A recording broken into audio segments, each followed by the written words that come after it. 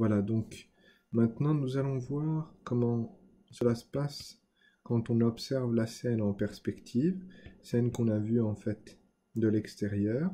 On va se mettre à la place du dessinateur, enfin de la personne qui regardait l'espace et le tableau, perpendiculairement au tableau, et on va voir comment ça se passe au niveau de la perspective et donc du croquis que vous allez devoir construire. Donc, nous allons prendre un tableau, grosso modo les mêmes proportions que celles qui ont été dessinées. On peut choisir en fait le tableau que l'on veut en gros, hein. Donc, il peut être allongé, vertical. L'important c'est d'avoir un tableau qui est plan. Ensuite, on a la ligne d'horizon.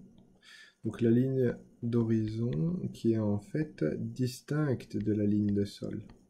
Donc on a une ligne de sol qui est, si on veut, différente, enfin qui est l'intersection entre le sol que l'on trouve ici en bas, avec ce mur que l'on a choisi et qui est le tableau. Donc cette ligne n'est pas la ligne d'horizon. Parfois on voit des confusions. La ligne d'horizon correspond à la hauteur des yeux, donc à la projection de la hauteur des yeux de l'observateur. Donc si moi je suis debout, je peux considérer, et c'est tout le temps le cas, que les personnes qui sont debout auront la même ligne d'horizon, ou la ligne d'horizon passe à travers leur regard. Donc qu'elles soient proches ou qu'elles soient loin, si elles sont debout, elles se trouveront tout le temps à la même hauteur à la ligne d'horizon. D'ailleurs, on a tous la même hauteur, grossièrement parlant, donc 1m60, 1m70. Et alors, il y a peut-être quelques personnes en dessous, quelques personnes au-dessus, en effet, s'il y a des plus grandes personnes. Mais en gros, en somme, on a tout le temps plus ou moins 1m60 de hauteur pour la ligne d'horizon pour des personnes, pour un dessinateur qui est debout. Parce que si je prends un cas où je vais être assis, donc imaginons que j'observe un couloir ou une salle et je suis assis, et bien en fait je peux par exemple me dire que la personne assise dans le même espace, moi je suis assis, et ben il aura une autre proportion, c'est-à-dire que le sol va être différent et en fait la hauteur sera aussi tout à fait différente. Mais au fond, le tableau et les règles restent les mêmes, c'est-à-dire qu'on a une ligne d'horizon qui, elle, par contre, sera à grosso modo à ma hauteur d'assise, donc, allez, on va dire 1 mètre, plus ou moins. Donc voilà, et ça veut dire aussi que dans le cas où je suis assis, ici, on peut considérer cette dimension de 1 mètre, plus ou moins, alors qu'une personne debout, dans notre premier cas, on peut considérer que cette dimension-ci fait 1m60, vu que c'est la hauteur d'une personne debout.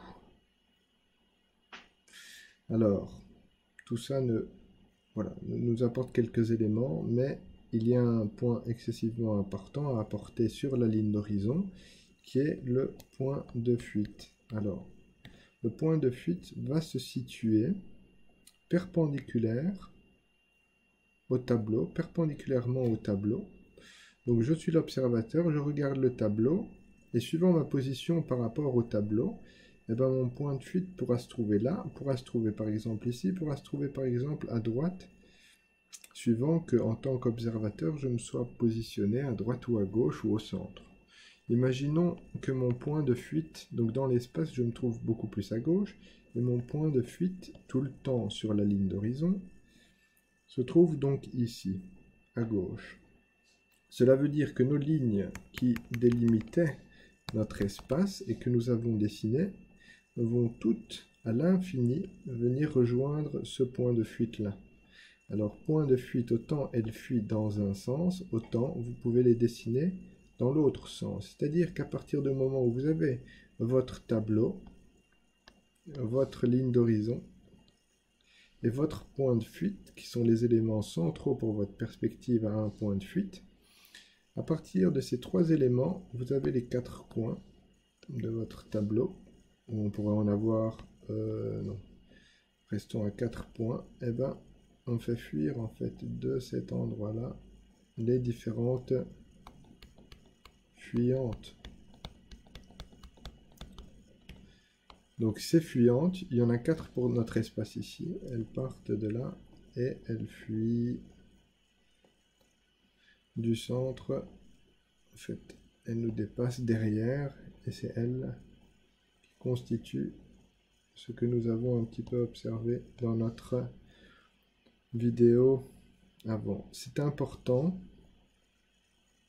de bien les faire droites évidemment le plus précisément possible car c'est de là en fait que partent évidemment aussi les qualités d'un dessin les plus rectilignes possibles, le plus propre possible. Donc voilà, ça c'est une deuxième notion. On a vu maintenant comment ça se passait de l'intérieur. On est passé de l'extérieur à ce que observe chaque être humain en fait quand il regarde une scène en un point de fuite dans notre cas présent.